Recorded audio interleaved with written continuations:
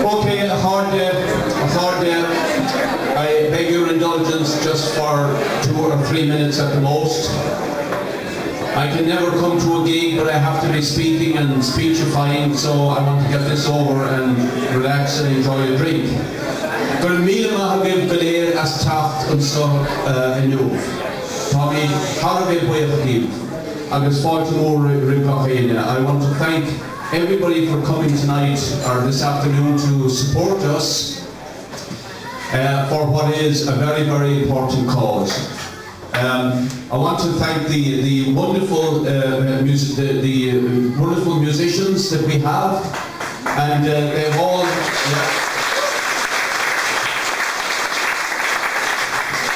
And that's all done from their generosity and their support for our cause, which I think is absolutely magnificent. Well, look, anyone that's listened to the news and read some of the newspapers in the last 24 hours, we have them worried.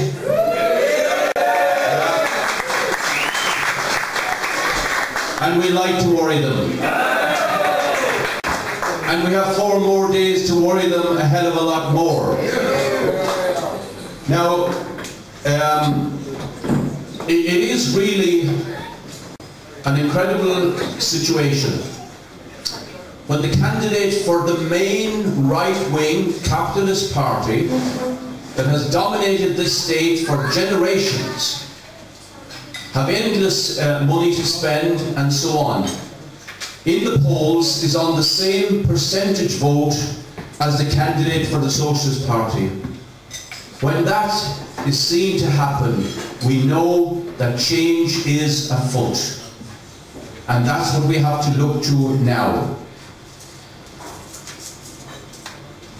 There is no doubt about it, for anybody who's been out and about in the last few weeks, speaking to people, going to work, etc., there is enormous anger among ordinary, decent, working people, in working class communities, in workplaces, in public and private sector workers, that they are being pinned to the wall in terms of their living standards to pay for the effects of the crash caused by the endless greed and speculation of a small cabal to whom Fianna Fáil and the Progressive Democrats ceded power virtually for a period of 10 years from 1997.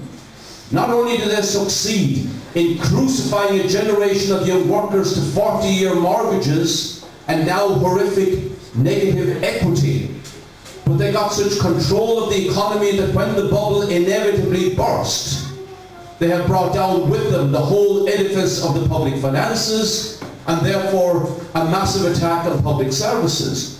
And, of course, the only road out of it for them, for Irish capitalism, for the establishment that supports them and represents them politically, is to slash and burn the living standards of working people so that they hope over a 4-year period they can crawl out of the hole that their system is in, put the wagon back on the rail, and then continue business as usual. That is the only agenda that this government of Fianna Fáil and the Greens has. And, of course, Fine Gael is right beside them, posing as an alternative, but in reality with the same policies. And we have to question the Labour Party, which of course is putting up a good show of verbal opposition, but are silent on what they would do when, which is probably inevitable, in the near, perhaps even in the near future, they are in government with Fine Gael.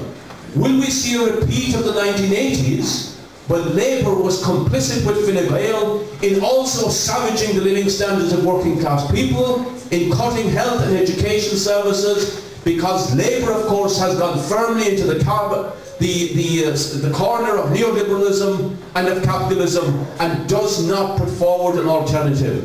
And dear friends, that is really what cuts us out in this Euro election. We, the Socialist Party, represents an absolute alternative to all the political establishment. We say working people, working class communities, public sector workers, private sector workers, They had neither hand, act, nor part in creating this catastrophe, and therefore they should not pay a cent towards getting this system out of its crisis and bailing out the big bankers and the big speculators. They must pay.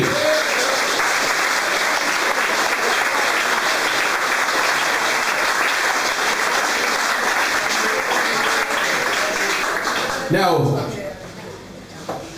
and just one last point on the economics of it. The cuts, in fact, is not going to resolve the crisis, it's going to make it worse. A child socialist can tell them that if you cut the money going to workers, that cuts their ability to buy in the shops, in the restaurants, other services, so the workers who are depending on their money, of course, are going to lose their jobs. And therefore this drivel that has been spouted out morning after morning, even on RTE, quite incredible and scandalous being a public broadcaster, but Morning Island in particular, that workers show solidarity with those losing their jobs by taking wage cuts. What balderdash! The opposite is the case. To show solidarity with the workers who are in danger of losing their jobs, you will fight for your wages, you will fight to maintain your living standards, because that way you can continue to spend money that keeps them in jobs. That's the reality of the situation. But nobody is standing up to say that, least of all, unfortunately, the trade union leadership, who have gone into hiding. They've gone underground. They're absolutely terrified of the situation because they have no solution as well. Meanwhile, workers and rank and file members of the unions are boiling with anger, but not at the moment finding a leadership or a way to fight back.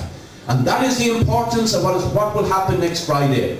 Because we, with the record that we have for many years now, through myself, when I was in the Dáil, and I put it up to them, and I took on the speculation and the profiteering and the greed, and told them to their faces what they were at. How many people have come up to me in the course of this campaign and said, we now appreciate perhaps for the first time the truth of what you, the Socialist Party, was saying in the course of the last 10 years, and they now see in front of their eyes as experience is the best teachers.